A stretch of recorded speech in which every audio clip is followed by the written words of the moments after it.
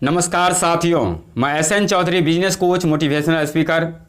आज मैं एक ऐसी दर्द भरी कहानी बताने जा रहा हूं जिसे सुनकर आंसू निकल पड़ेगा। कहा जाता है कि जीवन में कठिनाइयां हमें बर्बाद करने नहीं आती है, बल्कि यह हमारी छुपी हुई सामर्थ्य और शक्तियों को बाहर निकालने में हमारी मदद करती है।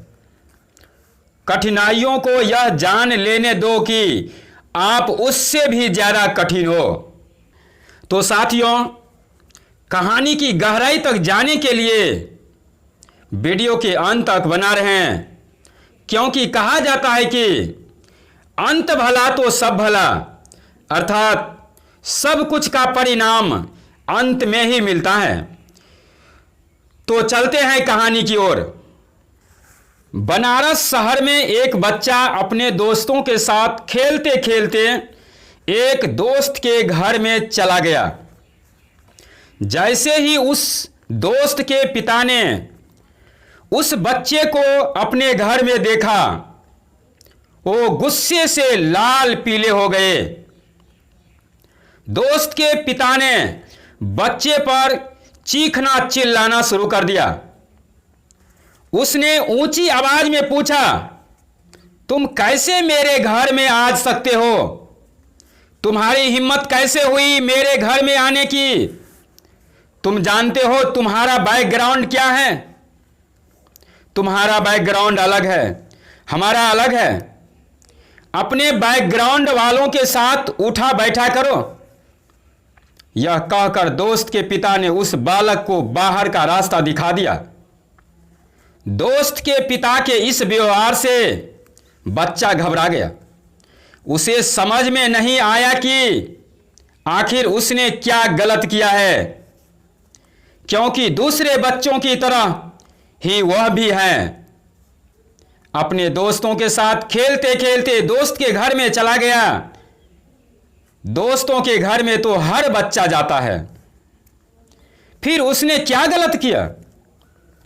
उस बच्चे के मन में अब बैकग्राउंड के बारे में जानने की प्रबल इच्छा पैदा हो गई।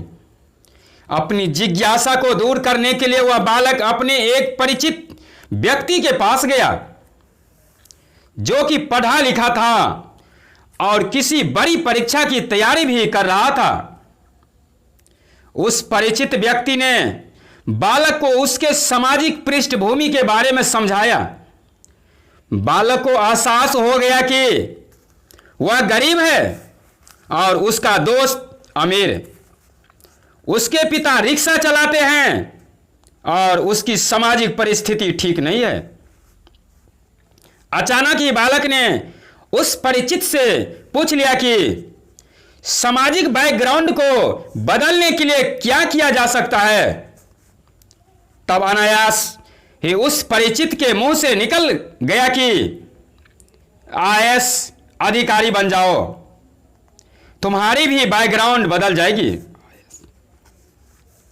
शायद मजाक में या फिर बच्चे का उस समय दिल खुश करने के लिए उस परिचित ने यह बात कही थी, लेकिन इस बात को बच्चे ने काफी गंभीरता से लिया। उसके दिलो दिमाग पर इस बात ने गहरी छाप छोड़ी। उस समय छठी कक्षा में पढ़ रहे उस बालक ने ठान लिया कि वह हर हाल में आईएएस अधिकारी बनेगा। और तब से ही उस बालक ने अपने लक्ष्य को हासिल करने के लिए जी जान लगाकर मेहनत की। तरह तरह की दिक्कतों, विपरीत परिस्थितियों और अभावों के बावजूद वह बालक आगे चलकर अपनी लगन, मेहनत, संकल्प के बल पर आईएएस अधिकारी बन गया। जिस घटना की यहां बात हुई है, वह घटना गोविंद जायसवाल के बचपन की सच्ची घटना है। रिक्शा चलाने वाले एक गरीब परिवार में जन्मे गोविंद जायसवाल ने अपने पहले प्रयास में ही आईएएस की परीक्षा पास कर ली थी।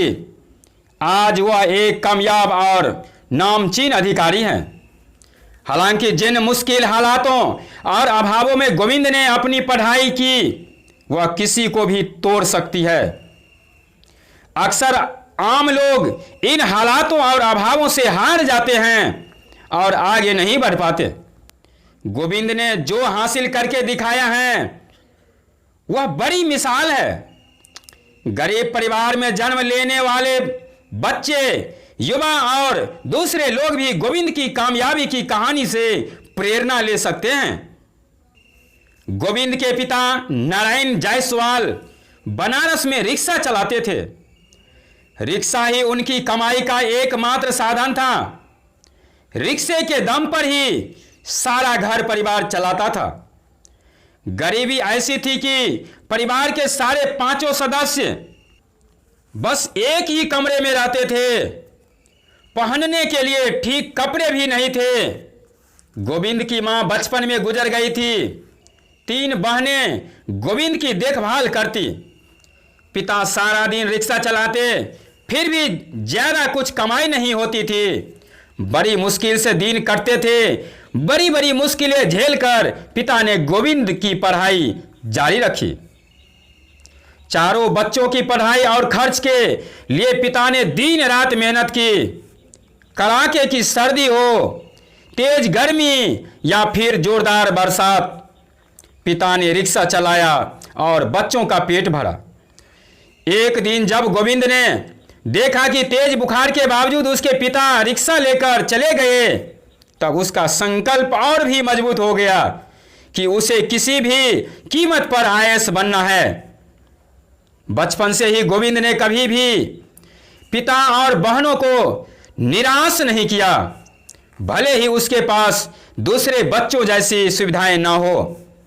उसने खूब मन लगाकर पढ़ाई की और हर परीक्षा में अव्वल नंबर प्राप्त किया। गोविंद के घर के आसपास कई फैक्ट्रियां थी। उन फैक्ट्रियों में चलने वाले जनरेटरों की आवाज परिवारों को बहुत परेशान करती थी। तेज आवाजों से बचने के लिए गोविंद कानों में रुई डालकर पढ़ता था। गोविंद की जिंदगी में मुश्किलें कम नहीं आई। उसे केवल एक जोड़ी कपड़े मिलते थे, वो भी होली में। एक जोड़ी कपड़े में पूरा साल कैसे एक कमरे में 5 लोगों का परिवार रहता था। वही खाना बनाना, वही सोना, उनकी हम कल्पना भी नहीं कर सकते। लेकिन यही बातें गोविंद को हमेशा उसके लक्ष्य की याद दिलाती थी कि उसे बहुत आगे जाना है। गोविंद की बड़ी दीदी ममता जब पढ़ाई के लिए स्कूल जाती तो लोग ताने देते कि तुम्हें तो दूसरों के घर में बर्तन धोने चाहिए, जिससे 2 पैसे कमा लो। पढ़ लिख कर क्या करोगी? गोविंद को भी कुछ लोग अक्सर ताने मारकर परेशान करते कि कितना भी पढ़ लो बेटा, चलाना तो तुम्हें रिक्शा ही है। कितने बड़े बनोगे? तुम 2 रिक्शा ज्यादा खरीद लोगे, खुद भी चलाओगे और दूसरों से भी चलवाओगे। ये बातें गोविंद को बहुत अंदर तक जख्म दे जाती थी, लेकिन वह कर भी क्या सकता था। या तो उनसे लड़ ले या फिर उसी ऊर्जा को अपने लक्ष्य पर लगा दे। गरीबी की थप्पेरे झेलते किसी तरह जिंदगी आगे बढ़ रही थी कि हालत उस समय और भी बिगड़ गए जब पिता के पांव में सेप्टिक हो गया। सेप्टिक की वजह से पिता का रिक्शा चलाना नामुमकिन हो गया।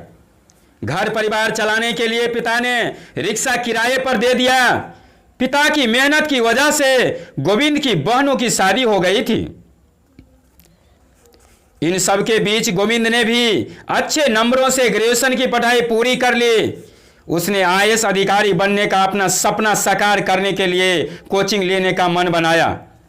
कोचिंग के लिए गोविंद को बनारस से दिल्ली जाना पड़ा। दिल्ली में भी दिन मुश्किलों भरे ही रहे। छात्रों को ट्यूशन पढ़ाकर गोविंद ने अपने खर्चे के लिए रुपये जुटाए। कई बार तो गोविंद ने दिन भर में सिर्फ 1 बार भोजन कर अपना काम चलाया। आईएएस की परीक्षा में पास होने के मकसद से गोविंद ने हर दिन कम से कम 12 से 13 घंटे तक पढ़ाई की। कम खाने और ज़्यादा पढ़ने से हालात ऐसे हो गए कि गोविंद की तबीयत बिगड़ गई और उसे डॉक्टर के पास ले जाना पड़ा। डॉक्टर ने सलाह दी कि अगर कुछ समय के लिए पढ़ाई को नहीं रोका गया तो हालात और भी बिगड़ जाएगी, जिससे बहुत नुकसान होगा। लेकिन सिर्फ लक्ष्य की ओर देख रहे गोविंद ने किसी की ना सुनी और अपनी पढ़ाई जारी रखी। परीक्षा उत्तीर्ण करने के बाद अब इंटरव्यू के लिए अच्छी ड्रेस और जूते चाहिए थे। उन्हीं दिनों उनकी दीदी की तबीयत अस्वस्थ हो गई। उन्हें चेकअप करवाने जाना था, पर उन पैसों से उन्होंने गोविंद के इंटरव्यू की ड्रेस का इंतजाम कर दिया। सबने कहा कि आपको खतरा हो सकता है अगर इलाज नहीं हुआ तो। उन्होंने कहा 14 मई को रिजल्ट आएगा, तभी कर लूंगी। उनके इस विश्वास को गोविंद कभी नहीं तोड़ना चाहता था। उसकी दूसरी दीदी गीता जी, जो परिवार वालों से लड़कर उन्हें सहयोग करती थी, बहुत सारी उम्मीदें थी उन्हें अपने भाई से। उन उम्मीदों को गोविंद कभी नहीं तोड़ना चाहता था। रिजल्ट आने के पहले उसके पिताजी की तबीयत बहुत खराब हो गई, पर उनका बेहतर इलाज करने की क्षमता अब नहीं थी, क्योंकि सब कुछ गोविंद की पढ़ाई में पहले ही लगाया जा चुका था। आज भी पिताजी की बात को याद करके उनकी आंखों में आंसू आ जाते हैं। जब उन्होंने अपने रिक्शे बेचते हुए कहा था, सबके पास 2 से 3 लाख होते हैं, तो क्या हमारे पास 2 से 3 रिक्शे हैं? वो तुम्हारे ही तो हैं, उन्हें ही बेच देते हैं। उस मेहनत और संकल्प का नतीजा यह निकला कि गोविंद ने पहले ही प्रयास में आईएएस परीक्षा पास कर ली।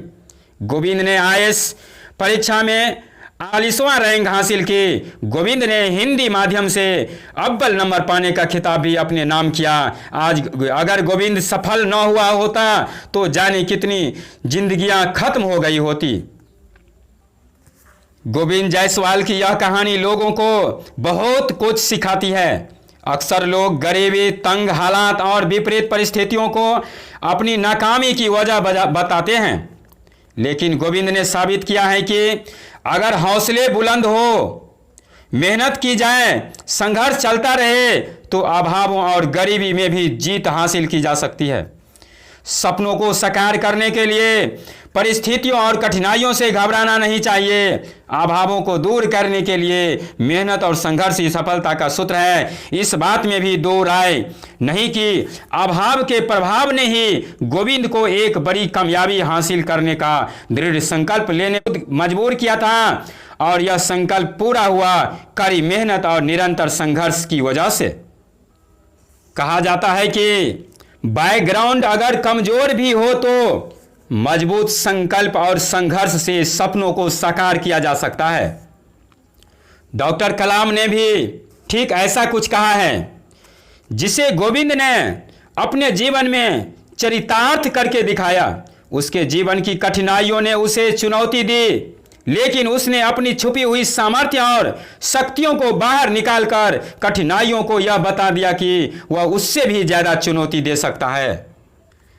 जब सब कुछ बुरा होते दिखे, चारों तरफ अंधकार ही अंधकार नजर आए, अपने भी पराये लगने लगे, तो भी उम्मीद मत छोड़िए, आशा मत छोड़िए, क्योंकि इसमें इतनी शक्ति है कि यह हर खोई हुई चीज आपको वापस दिला सकती है।